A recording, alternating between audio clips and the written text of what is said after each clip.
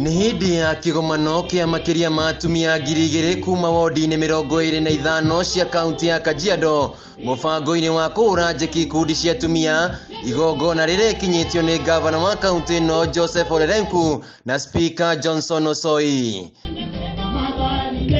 Gavana Ole Lenku nĩ eranĩire atĩ thirikari yake no ĩgũthiĩ na mbere na kũhũra njeki ikundi cia atumia na njĩra ya gũthundũra tabarĩra cia ũthii wa na mbere o ũndũ ũmwe na ũthondeki wa mĩeke ya mawĩra. Mimi kama gavana wa Kajiado niliwaahidi kwamba mambo ya kusaidia mama kuuza maziwa, mambo ya ushanga na hata ajira kwa wale ambao wamepata masomo, na pia kusaidia kupitia cooperatives wale ambao hawajaenda shule na kuwapatia manafasi ndani ya masoko, ilikuwa ni lengo yangu ya kuinua jamii kwa kuinua wamama. Lenku ongereire atĩ ona thengia wa mathĩna marĩa makoragwo makũrĩire maitho atumia rũrĩrĩ rwa ũkabita ũndũire, ihinda nĩ ikinyu rĩa kũmarahũra kĩwonjoria. Ndeto ĩno ĩkĩnyitwo mbaru nĩ speaker wa bunge ya kaunti ya Kajiado Johnson Osoi. Mwito wangu kwa wale wamama ambayo wako chini ni washikane kupitia njia za chama hizi cooperative na SACCOS, ili ile women fund tumeweka kupitia Women Empowerment Act